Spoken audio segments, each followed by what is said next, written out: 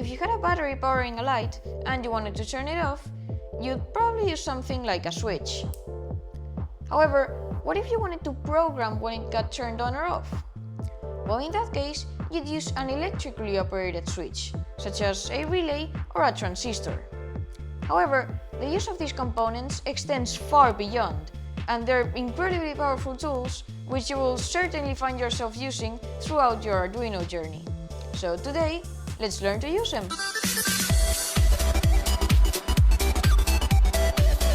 Both relays and transistors can act as switches, but the way they work is fundamentally different.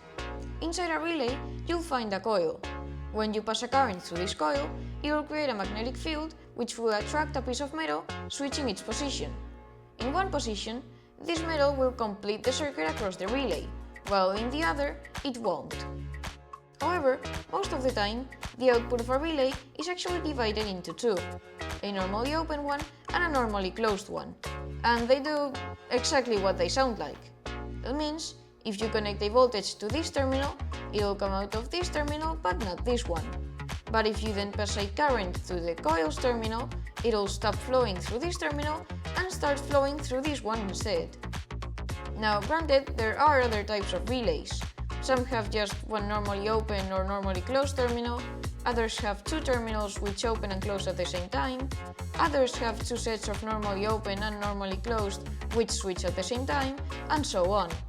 But within that, we have the aforementioned electromagnetic relays, but also solid-state relays, reed relays, thermal relays, mercury relays, and some of these relays are latching, meaning you only need an initial current to switch them and don't need to keep the current flowing to keep them switched. This one is the one that usually comes in Arduino starter kits, and as you can see, it has 5 terminals. The common, where you put in the voltage, the normally open and normally closed ones, where the voltage comes out, or doesn't, and the coils terminals, to switch the relay. This is therefore an electromagnetic SPDT relay. Transistors, on the other hand, are less varied, basically always having 3 legs. In general, sending current or not to the middle leg will control whether current can flow between the other 2 legs. However, there are still various types of transistors which work quite differently, and they're divided into 2 broad groups, BJTs and FETs. The legs of BJTs, or bipolar junction transistors, are called the base, the collector, and the emitter. BJTs can be switched on or off by supplying a current to the base. However, they come in 2 flavors, NPN and PNP. In NPN transistors, nothing will flow to collector to emitter until you supply a current to the base at least 0.6 volts. However, the transition is actually a bit smooth, with the current allowed to flow increasing as the base goes from 0.6 to about 0.7 volts, meaning that you can actually control the bigger current precisely, effectively amplifying the small one. PNP transistors, on the other hand, will be closed when the voltage at the base is high and will allow current to flow from emitter to collector when you drive the base at least 0.6 volts lower than the emitter, again having a smooth transition. Now, FET transistors work in a similar way, but instead of using current to activate, they use voltage, which means that they actually draw close to no current for operation, which is nice. In this case, we call the legs the gate, the drain, and the source. And they're also divided into 2 groups, JFETs and MOSFETs. However, you can't really drive JFETs with the Arduino 0 to 5 volts, so we'll be focusing on MOSFETs here. MOSFETs, or metal oxide semiconductor field effect transistors, like BJTs, come in 2 types, which we call N-channel and P-channel. N-channel MOSFETs allow current through when the gate is driven high, while P-channel MOSFETs let it through when you drive the gate low. And by the way, some nerds a while ago realized that you could do logical operations using these tiny transistors, and now we have computers. Anyway, now that we've got the theory figured out, let's put it to the test. Let's begin with relays. Unfortunately, while trying out the wiring, I broke my 5-pin relay's common pin, and I kinda fixed it, but there's no way that's going into a breadboard, so I'll have to use this one I got from my sensor kit instead. It's also quite common, so it might actually be the one you got, but if you don't, it works exactly the same. The screw terminals are normally open, common, and normally closed. And instead of driving the coil directly with a pin and GND, here you need to connect 5 volts and GND and then use the pin to decide if the coil is powered. So it's the same in practice. So let's do that. Connect the coil's pins to one of the Arduino's pins and GND. Connect common to 5 volts and then get a resistor from either normally open or normally closed to another rail.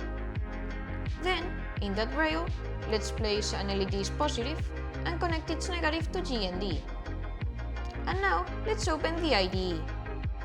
Okay, so here the code will be quite simple. To test this, we'll do a little blink example. So first of all, I connected my relay's coil to pin 4, so here we'll do pin mode for output. It doesn't really have to be a PWM pin because it'll be a simple digital signal. And then here in the loop, we'll just do digital write, our coil pin, high, and then let's add a little delay, let's say, I don't know, 1 second, and then we'll turn it off for another second. So digital write, our pin, low, and that should be it. Let's upload it now. Look at that, you can even hear the relay's metal pieces inside changing position. And if you want to spice things up a bit, you can replace the common and the LED's ground with a battery's positive and negative. And that way, you can pull the current from the battery instead of the Arduino while using the Arduino to control the activation. Now let's use a transistor instead.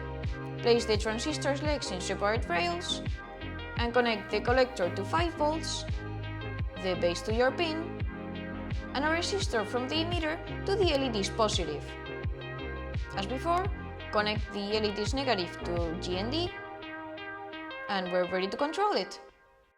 Now back in the IDE, you shouldn't really need to change anything unless you change the pin, in which case you should change the pin numbers. In my case, I didn't, so I can just skip this code. Look at that. This one doesn't make any noise. In both of these examples, the real use of these components would be if you had a really high power component, like, I don't know, a 12-volt motor, and wanted to switch it on or off or vary its power using your Arduino. However, those usually don't come in Arduino kits, for obvious reasons, so I won't require you to have them. That said, if you do, you can just use the battery or power supply as previously mentioned, and replace the LED with whatever you want to drive. So I hope you found this tutorial useful. If you did and want me to continue with the series, please make sure to like and subscribe if you haven't yet. And if you have any questions, you can leave them down in the comments. And as always, thanks for watching, and I'll see you in the next one.